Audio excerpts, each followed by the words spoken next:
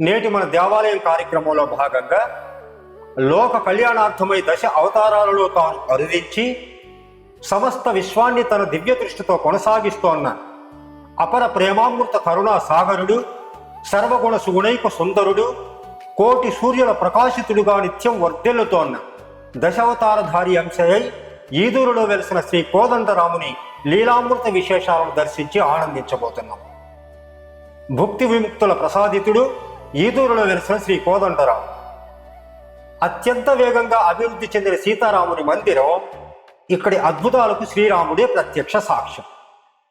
సాక్షాత్తు ఆ శ్రీరాముని దివ్య అత్యద్భుత మహిమాన్విత మహాత్మ్యములతో ఈదూరులోని శ్రీరామ క్షేత్రం అత్యంత వేగంగా అభివృద్ధి చెందిందంటే అతిశయోక్తి కాదు. పురాతన ఆలయాల మాదిరి సుదీర్ఘ ప్రాచీన నేపథ్యం ఇక్కడ మందిరానికి లేకపోయినా ప్రస్తుతం జరుగుతున్న శాస్త్రోక్త పూజా విధానం, ఆలయంలో జరుగుతున్న శ్రీరామనామ స్మరణతో స్థానిక భక్తజన సందోహం ఆపాదమస్తకం పులకించిపోతోంది. ఈదూరులో నూతనంగా నిర్మాణం జరుపుకున్న శ్రీ కోదండరాముని ఆలయ నిర్మాణ విశేషాలను తెలుసుకోవాలంటే సదరు ఆలయ నిర్వాహకులు ఊరిలోని ఇతర పెద్దల మాటలను ఓసారి మనం మరణం చేసుకోవాల్సి ఉంది.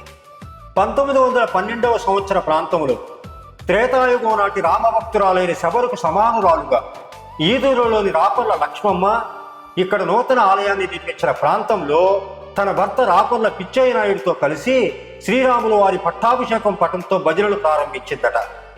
వ్యవసాయ ఆధారిత ప్రాంతమై చుట్టూ పట్టు పల్లెలు పచ్చని పైర్లతో పసిడి వర్ణపు ధాన్య రాసులతో తొలతూగుతుండగా పగలంతా పంట చేలల్లో శ్రమ చేసిన శ్రమజీవులు సాయంత్రానికి సాక్షాత్తు శ్రీరాములు వారి కృపా కటాక్ష వీక్షణలకై ఇక్కడి ప్రాంతమును సందర్శించి కాస్తంతసేపు భజనలు చేసి శ్రీరామనామాన్ని మనస్సున బలంగా నింపుకొనగా ప్రశాంతంగా తమ ఇళ్లకు తిరిగి చేరేవారు.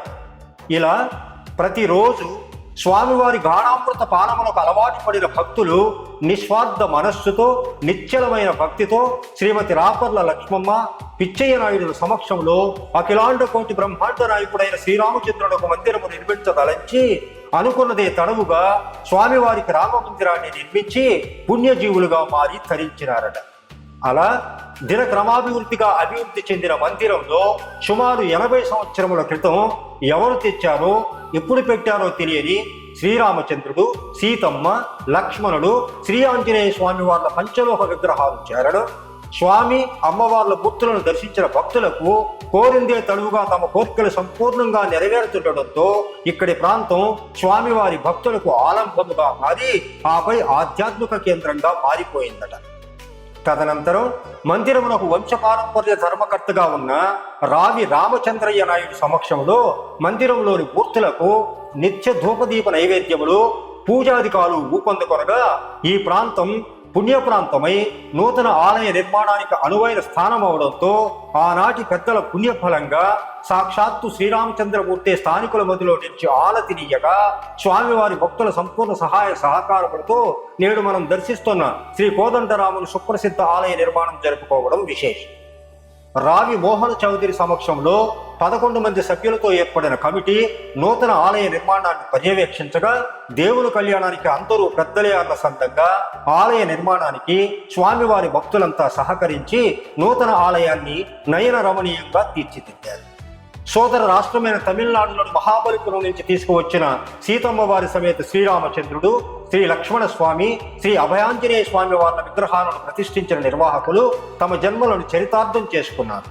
అది మొదలుగా ఏటేటా అన్ని పండుగ పర్వదినాలలో జరుగు పూజలు, ఉత్సవాలతో పాటు శ్రీరామనవమి సందర్భంగా జరుగు వసంతోత్సవాలను అత్యంత వైభవంగా నిర్వహిస్తున్నారు. అందులో భాగంగా సర్వశక్తి సంపన్నుడు, సకల విద్యా గుణవంతుడు, ఆత్మవిశ్వాసానికి ఆరాధ్యుడై 3 యుగాలుగా ముల్లోకాలలో సదా కీర్తించబడుతున్న శ్రీ అభయాంజనేయ స్వామి వారికి ఘనంగా ఉత్సవాలను నిర్వహిస్తున్నారు. నమ్మకానికి, ధైర్యానికి, భక్తికి, బ్రహ్మచర్యానికి కేంద్ర బిందువై భూత ప్రేత పిశాచ బాధల నుంచి తన భక్తులను కాపాడుతూ నిస్వార్థ రామభక్తుడిగా ఇక్కడి అభయాంజనేయుడు నిత్య పూజలు అందుకుంటున్నాడు. పదవులను, రాజ్యాలను త్యజించడం ద్వారా త్యాగమయమైన జీవితంలోనే ఎంతో పవిత్రత ఉందని నమ్మడమే కాక అపరిమితమైన భక్తిలోనే అనంతమైన ఆనందం దాగి ఉందని లోకానికి చాటుతూ సర్వసరక్షణ సకల సద్గుణ సీతా సంపన్న శోభితుడే వర్ధలుతున్న శ్రీరామునికి బంటుగా మహాసాధ్వి భూదేవి తని అయిన సీతాదేవి జాడను తెలుసుకుని ఆమె సింధూరాన్నే బహుమతిగా పొందిన చిరంజీవిగా, ఆదర్శ సోదర జీవితానికి నిదర్శనంగా నిలిచిన లక్ష్మణుడికి ప్రాణాన్ని ప్రసాదించిన సంజీవధారిగా, ప్రజలెల్లరూ నేటికి ఘనంగా కొనియాడబడే ప్రజారాజ్యం అనే రామరాజ్యాన్ని స్థాపించడానికి సూత్రధారిగా మారి యుగ యుగాలుగా ఎన్నో సంకీర్తనలతో కీర్తించబడుతున్న శ్రీ ఆంజనేయ స్వామిని ఈదూరు గ్రామాన్ని వెలిసిన శ్రీ అభయాంజనేయ స్వామి వారిగా భక్తులు సేవించి సంతోషిస్తున్నారు. ఆనాటి పెద్దల పుణ్యఫలంగా శ్రీ సీతారామ మందిరముగా నిర్మితమై నేటి యువకుల స్ఫూర్తితో శ్రీ కోదండరాముని పరిపూర్ణ ఆలయంగా మారిన సందర్భంలో 100 ఏళ్లకు పైగా ఇక్కడ భక్తుల విశ్వాసాలను, వినయ విధేయతలను శ్రద్ధగా నిర్వహించే ఘనమైన పూజలను, ఉత్సవాలను తిలకించిన శ్రీ కోదండరామ స్వామివారు తనను మనసావాచా నమ్మిన భక్తులకు నేను ప్రత్యక్షంగా మీ చెంతనే ఉన్నాను అనే మాటకు నిదర్శనంగా జరుగుతోన్న ఉత్తరాయణ, దక్షిణాయన పుణ్యకాలాల్లో ఇక్కడి గర్భాలయంలోని స్వామి అమ్మవార్ల మూర్తులపై శ్రీకాకుళం జిల్లాలోని అరసవల్లిలో ఉన్న ప్రసిద్ధ సూర్యనారాయణ స్వామి వారి దేవాలయంలో మాదిరి ప్రత్యక్ష భగవానుడైన శ్రీ సూర్యదేవుని సూర్య కిరణాలు శ్రీరామచంద్రమూర్తి, సీతమ్మ వార్లపై పడుతుండడం చెప్పుకోదగిన విశేషం. జగదానందకారకుడైన శ్రీ సీతా సమేత కోదండరాముని పాదాలపై నుంచి తల వరకు సూర్యకిరణాలు నేరుగా పడడం, ఆపై క్రమేణా అవి మాయమవడం ప్రత్యక్షంగా చూసిన భక్తులు వారి అనుభవాలను మహదానందంగా భక్తులందరికీ పంచుకుంటున్నారు. ఆత్మ సాక్షాత్కారానికి దగ్గరవుతోన్న వారిలా అమితానంద భరితులై స్వామివారి మహిమా మహాత్మ్యములను హిందూ బంధువులందరికీ వివరిస్తున్నారు. ఇలా ఈదూరులో ఎంతో గొప్పగా నిర్మించిన నూతన ఆలయంలో దినదిన ప్రవర్ధమానమవుతూ ఎన్నో మహాత్మ్యములను కళ్లకు కట్టినట్లు చూపుతోన్న ఇక్కడ స్వామివారి రూపాన్ని తమ మనోపలకాలపై ముద్రించుకున్న స్వామివారి ప్రియ భక్తులు వారు చేయు దాన ధర్మమందులో ఫలాపేక్ష లేక పరాత్పరార్పణముతో సత్కార్యములు చేయుచున్నారు.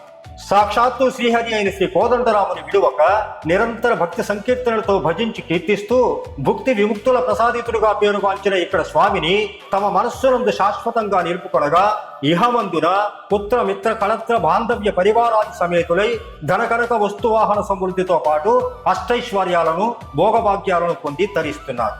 సర్వే జనా సుఖినో భవంతు. ధర్మో రక్షతి రక్షతః.